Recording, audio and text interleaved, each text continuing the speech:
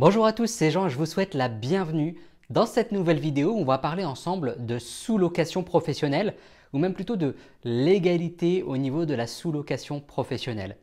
Si vous me connaissez déjà, vous le savez, je pratique ce modèle de sous-location depuis un peu plus de 2 ans maintenant, c'est-à-dire que je loue des appartements à un propriétaire pour les relouer ensuite sous une autre forme, que ce soit en colocation, en location courte durée par exemple. Et ce modèle, je l'explique depuis un petit moment déjà, ça fait 2 ans que j'ai commencé, que je commence d'en parler autour de moi, que j'ai créé même un programme autour de ça qui s'appelle Soulwork Pro. Et c'est vrai que je rencontre assez souvent des personnes qui me disent mais Jean, est-ce que ton truc c'est vraiment légal? Est-ce que tu es vraiment sûr de toi? Etc. etc. Et je comprends que ça puisse soulever des questions, c'est tout à fait normal. Sachez-le en tout cas, je l'ai expliqué dans d'autres vidéos, la sous-location professionnelle c'est quelque chose de parfaitement légal si vous faites les choses correctement, si c'est bien encadré. Et d'ailleurs, pourquoi je souhaite aborder à nouveau ce sujet dans cette vidéo, c'est tout simplement parce qu'il y a quelques jours, on a appris dans les médias que Airbnb avait créé un partenariat avec Century 21, vous savez, la grosse agence immobilière, le gros réseau Century 21. Ils ont créé un partenariat ensemble pour faire de la sous-location. Alors, en quoi ça consiste concrètement leur partenariat? Century 21 prévoit de mettre en place un avenant au bail qui est conclu entre le propriétaire, le locataire et l'agence, de manière à faire en sorte que le locataire puisse sous-louer son appartement de manière parfaitement légale. Donc ça, c'est simplement quelque chose qui est désormais prévu dans le bail, avec bien évidemment l'accord du propriétaire, et le locataire a le droit du coup de sous-louer son logement. Donc vous voyez qu'avec un bail qui est très particulier, en prévoyant des choses, il est parfaitement possible et légal de faire de la sous-location de manière professionnelle. Alors ça vient de se passer il y a quoi? Il y a quelques jours maintenant au moment où je réalise cette vidéo, mais ça fait quand même 2 ans que j'en parle et 2 ans que j'entends des personnes qui me disent oui mais c'est pas normal, c'est pas légal, etc. Donc vous voyez que c'est quand même quelque chose de parfaitement légal si c'est bien encadré.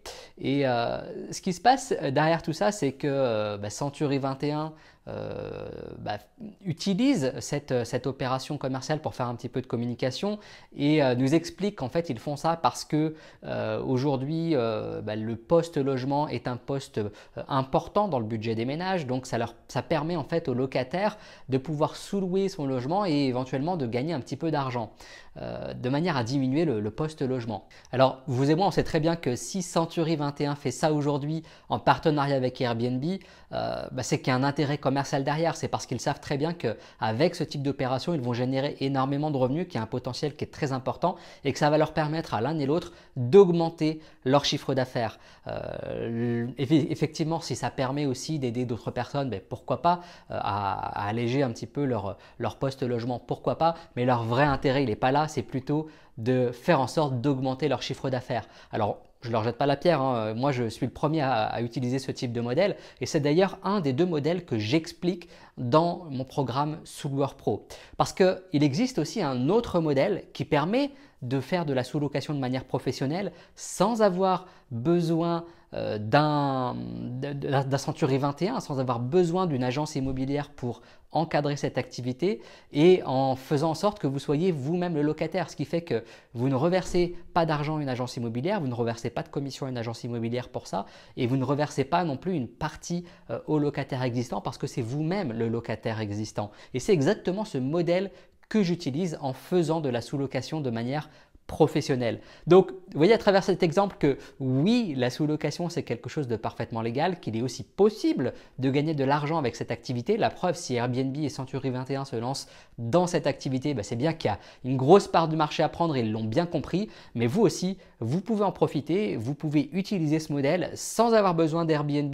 Enfin, peut-être si quand même vous aurez besoin d'Airbnb, mais sans avoir besoin en tout cas de Century 21 ou d'une agence pour encadrer ça et en étant vous-même le locataire, donc sans avoir à reverser une partie aussi des revenus aux locataires. Donc imaginez le potentiel que ça vous laisse pour vous. Alors si vous souhaitez en savoir plus sur cette activité, si vous aussi vous avez envie de vous lancer dans la sous-location professionnelle, c'est-à-dire le fait de louer un bien immobilier, que ce soit un appartement, une maison, un parking, un bureau, pour en faire un espace de coworking par exemple, pourquoi pas, et de le relouer ensuite derrière pour vous générer des revenus. Hein, tout ceci vous évitera de passer par la case notaire, achat, banque, emprunt.